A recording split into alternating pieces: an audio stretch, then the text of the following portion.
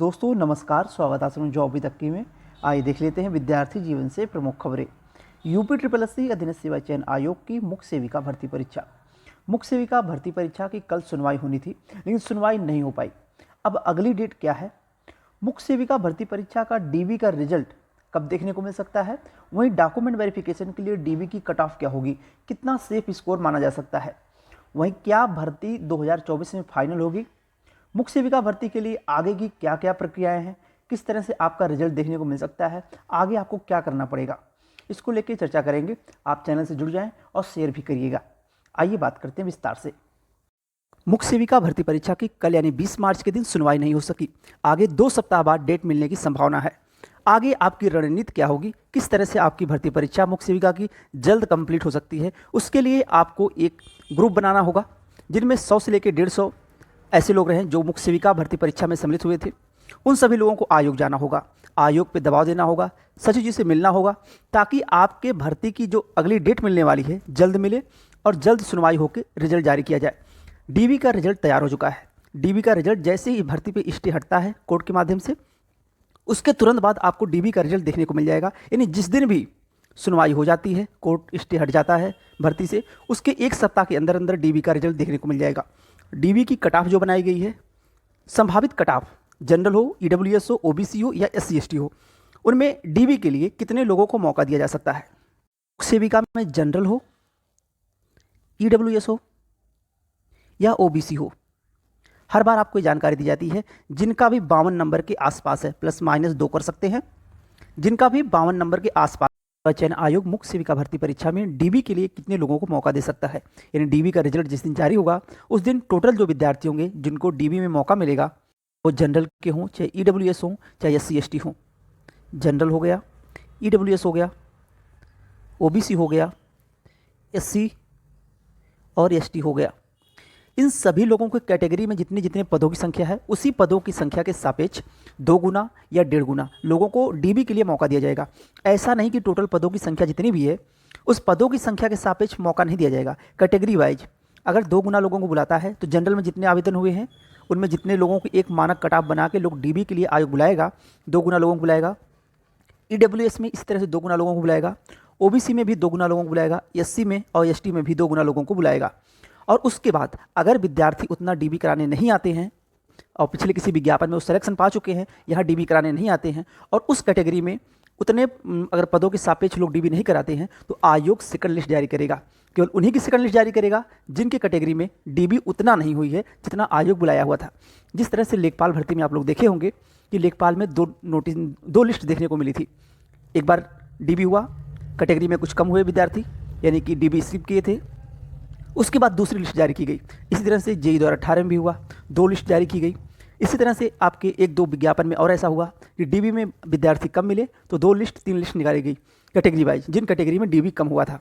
तो ये हो गई डीबी की बातें।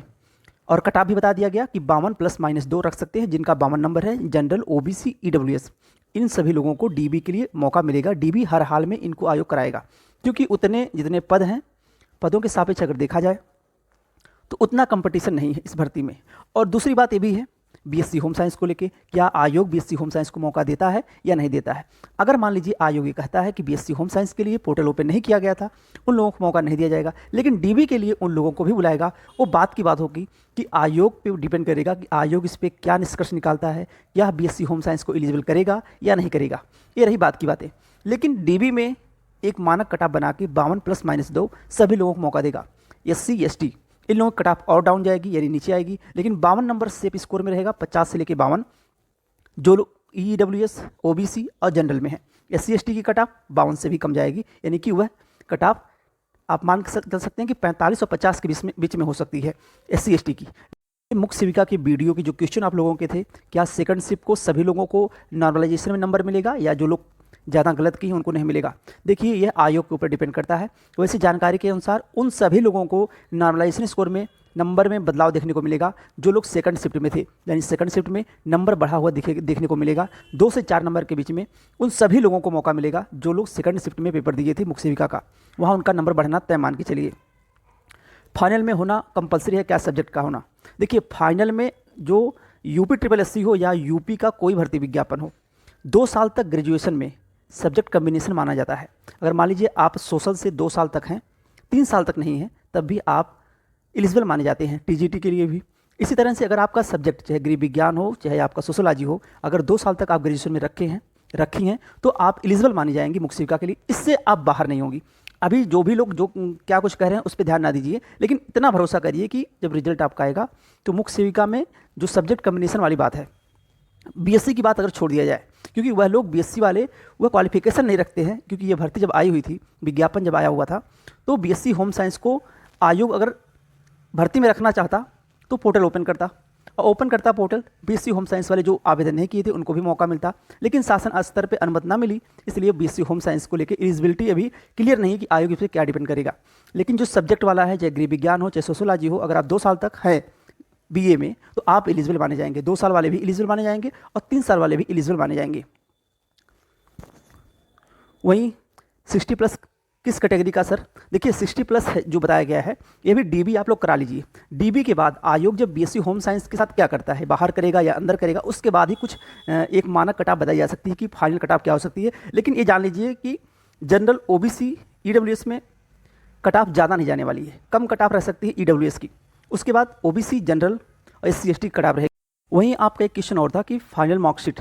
देखिए अधीनस्थ सेवा चयन आयोग और लोक सेवा आयोग ये अपनी फाइनल मार्कशीट, लोक सेवा आयोग अपनी फाइनल मार्कशीट जारी करता है, लेकिन अधीनस्थ सेवा चयन आयोग फाइनल रिजल्ट आने के बाद भी किसी किसी भर्ती विज्ञापन की फाइनल मार्कशीट जारी नहीं करता है कि आप कितने नंबर पाए थे या फिर आपका नॉर्मलाइजेशन स्कोर में कितना नंबर बढ़ा हुआ है। तो यह मान के चलिए कि नॉर्मलाइजेशन स्कोर जो आपका है यह आपके फाइनल भर्ती में, अभी जो आप रिवाइज आंसर की से मिलाई हैं, उसके बाद जब सेकंड शिफ्ट में अगर आप हैं, आपके मान लीजिए एक मानक आंकड़ा कि आपका 55 नंबर है फाइनल आंसर की से, जो रिवाइज आंसर की जारी की गई है, उसके बाद जब आपका रिजल्ट आएगा तो आपको अगर आयोग मार्कशीट जारी करता है फाइनल रिजल्ट आने के बाद कि आप कितना नंबर पाई थी, तो वहाँ पे जरूर सेकंड शिफ्ट वालों को 2 से 4 नंबर के बीच में नॉर्मलाइजेशन स्कोर में बढ़ा हुआ देखने को मिलेगा।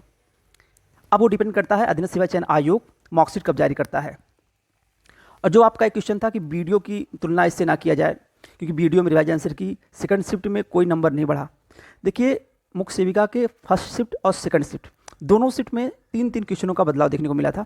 फर्स्ट शिफ्ट में 3 क्वेश्चन, सेकंड शिफ्ट में शायद 2 क्वेश्चन का बदलाव देखने को मिला था, जो कि आपको जब आप लोग ऑब्जेक्शन किए थे उसी समय बताया गया था कि इतने ही क्वेश्चन हैं, बाकी 91 क्वेश्चनों पे जो ऑब्जेक्शन हुआ था वो टोटल क्वेश्चन नहीं बढ़ जाएंगे, केवल 3 क्वेश्चन और 2 क्वेश्चन का मामला था, तो वही बढ़ा भी हुआ है। अब वो अलग बात है कि आपके क्वेश्चन पहले से सही रहे हों या जो लोग क्वेश्चन ना किए हों, अगर पूरा नंबर दिया है आयोग तो उन लोगों को भी फ़ायदा मिला हो। तो ये नहीं कह सकते कि वीडियो की तुलना आप मुख्य सेविका से ना करेंगे। वीडियो में भी नॉर्मलाइजेशन स्कोर हुआ है, मुख्य सेविका में भी होगा। और यूपी SSC अधीनस्थ सेवा चयन आयोग कोई भर्ती विज्ञापन जारी करता है, अगर परीक्षा 2 पाली में होती है या 4 दिन में या 2 दिन में आयोग कराता है, तो उस भर्ती परीक्षा में नॉर्मलाइजेशन स्कोर होना 100% तय है, क्योंकि पहले ऐसा नहीं होता था, लेकिन अब ऐसा होता चला आ रहा है सभी भर्ती विज्ञापनों में। कि आपका एक क्वेश्चन और था कि सर जी सेकंड शिफ्ट वालों को भी लिया जाएगा, तो हर कोई इसी में बीए थर्ड फाइनल क्यों मांगता है? देखिए बीए फाइनल में सब्जेक्ट कम्बिनेशन की बात अलग होती है। सब्जेक्ट कम्बिनेशन हर बार आपसे कहा जाता है कि 2 साल तक मान्य होगा। अभी अपना रिजल्ट आने दीजिए फाइनल, फिर आपको पता चल जाएगा कि सब्जेक्ट कम्बिनेशन केवल 2 साल तक ही होता है। पहले क्या होता था, अदर स्टेट में सब्जेक्ट कम्बिनेशन आपका 3 साल तक माना जाता था, लेकिन अब वहाँ पर भी बदलाव किया गया है। अब कम्बिनेशन आपका 2 साल तक अगर है, अगर मान लीजिए सोशल मांगा गया है 2 साल तक, आप उस सब्जेक्ट को लेकर चले हैं, तीसरी साल छोड़ दिए हैं, तभी आप एलिजिबल रहेंगे। इसको लेकर निश्चिंत रहिए। और बाकी डीबी होने के बाद आपको फाइनल कटा बताई जाएगी, क्योंकि कारण क्या है कि डीबी में अभी कितने लोगों को आयोग मौका देता है। क्या आयोग 45 नंबर कट ऑफ ले जाता है डीबी के लिए? डीबी कराता है 45 से ऊपर वालों सभी लोगों का, फिर उसके बाद कट ऑफ किया जाएगी। इसकी जानकारी आपको डीबी के तुरंत बाद दे दी जाएगी इस चैनल के माध्यम से। डीबी डॉक्यूमेंट की बात करें तो हाई स्कूल, इंटर, ग्रेजुएशन में आप लोग डिग्री निकाल लीजिए। अब समय ज़्यादा नहीं लगेगा। 2-3 डीबी अभी आयोग कराने जा रहा है, जिससे कंबाइंड टेक्निकल असिस्टेंट की डीबी हो गई, वीडियो री एग्जाम का रिजल्ट आया है इसकी भी डीबी हो गई, और बंद दरोगा की डीबी हो गई। इन 3 भर्ती विज्ञापनों की डीबी नोटिस आपको आने वाले 1 से 2 दिनों में देखने को मिल सकती है, या फिर होली के बाद देखने को मिले। डीबी होने के बाद इन तीनों भर्ती विज्ञापनों की, उसके बाद मुख्य सेविका की डीबी का नंबर आएगा।